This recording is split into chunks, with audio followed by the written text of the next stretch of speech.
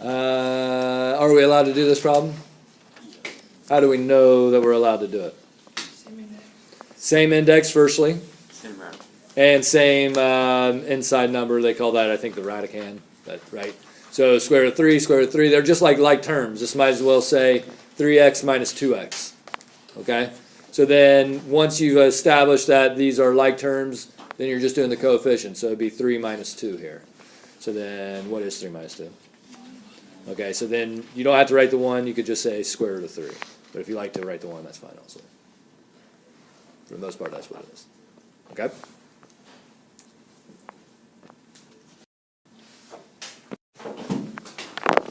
All right, so can we do this problem? No, they're both square roots, but one's a 27 and one's a 3. But you do need to check because square root of 27 should make you want to do what? Yeah, try to factor down factor tree. So what's 27 go to?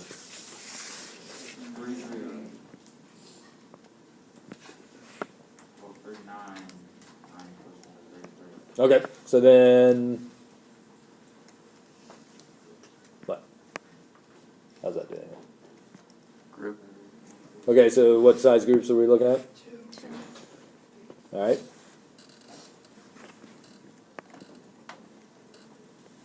What does that do? Okay, so what happens with that 8 that's already there? Yeah, okay, so then the 8 is already there, and then it's times 3 square root of 3. Okay, so it started off where we can't do it, but now we have made a like term, right? They're both square roots of 3. So what should you do first, though? Yeah, okay, so 8 times 3 is?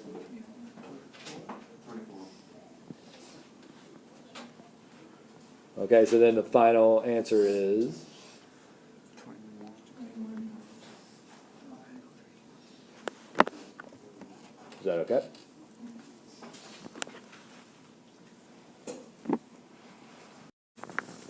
So what?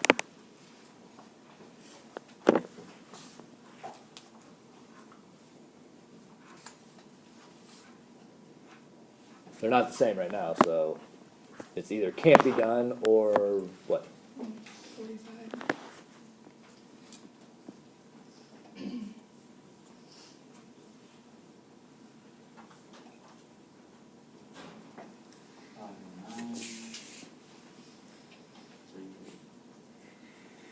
Okay.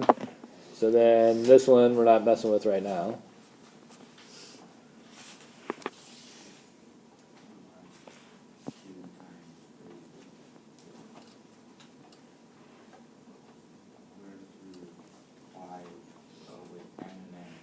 Yeah, so don't forget about this, right? So we're looking for group size 2. We have 3 of them. So we can take 1 out. So this would be an A square root of. Is there any questions on that?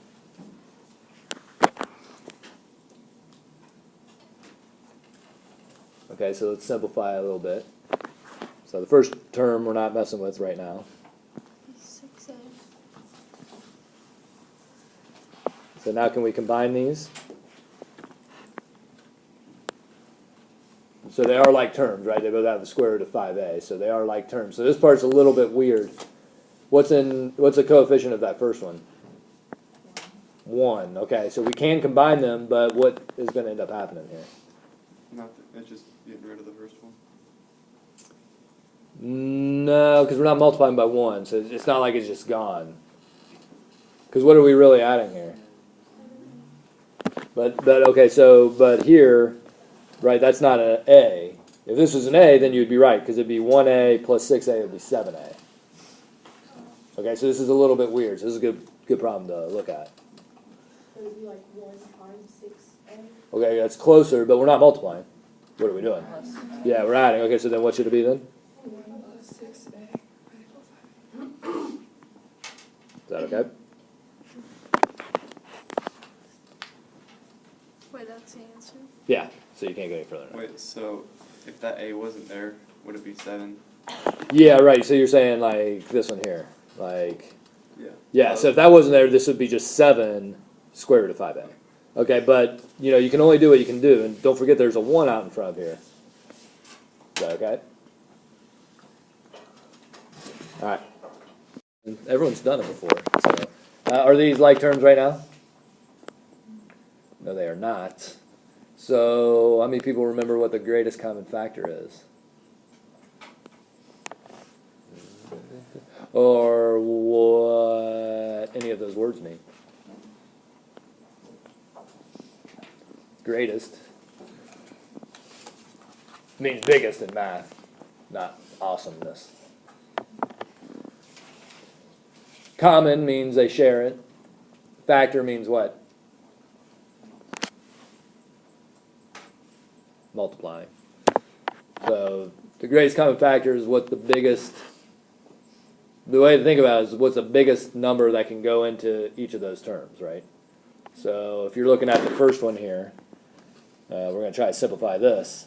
What's the biggest number that goes into both 4a and 4? 2. That's a factor. That's a common factor, but that's not the greatest common factor. 4. Okay, so then do we remember how to write that? Like I'll start it off. Now it's a 4.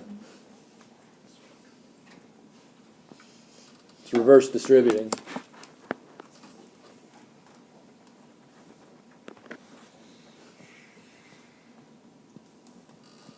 So you're like thinking to yourself, what times the factor that we took out here, what times 4 gives you 4a?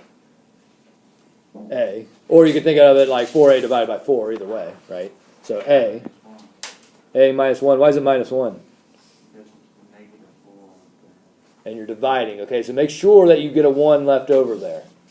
Okay, and then the way, maybe what you can think of is say, all right, well, these two things have to be equivalent. So 4 distributed into this, 4 times a is 4a, 4 times negative 1 is negative 4. Or like Dave was saying, 4a divided by 4 is a, negative 4 divided by 4 is negative 1. How's that?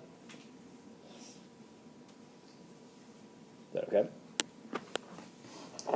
Are these like terms now? Not yet. What can we do now? Okay, so that goes down to 2 and 2. And what size groups are we looking for? Okay, so then how can we rewrite that?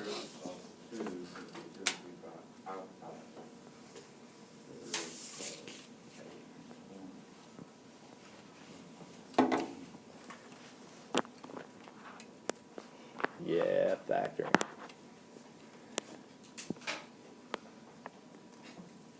Now are they like terms?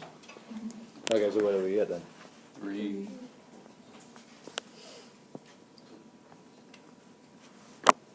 Is that okay? All right, so are they like terms right now? No, okay, we're not worrying about any other factoring besides greatest common factoring.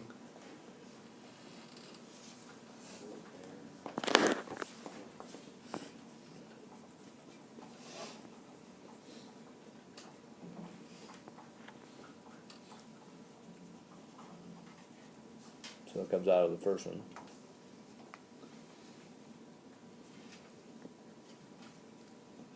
Four. What's left over? X minus 4. Minus what? 1, right? Is that okay with everyone? A lot of people get mixed up on that. All right, remember you're dividing.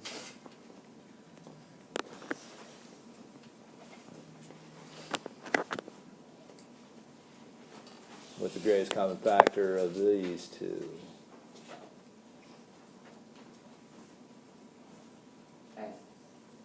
X is a common factor. It's not the greatest common factor. X squared. Okay, so right, remember what exponents mean for you here, right? Right. There's 3 x's here. There's 2 of them here. So the greatest amount is 2 of the x's. X times x, or x squared, like you said. Then what's left over?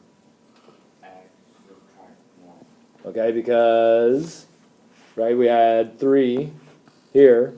We took 2 of them out. We have to have 1 left over. So there's just an x there. X squared divided by x squared is still 1. Is that okay? What about, are they like terms now? No, not yet. So this first term becomes what?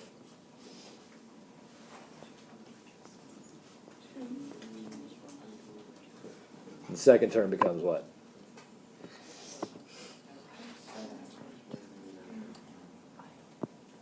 Are they like terms now? No. Yeah, they are, but the coefficients aren't. So then how do we write this as the final answer here? Would be two X. No, they're not like terms, though, so it's just gonna be 2 minus x. You can't,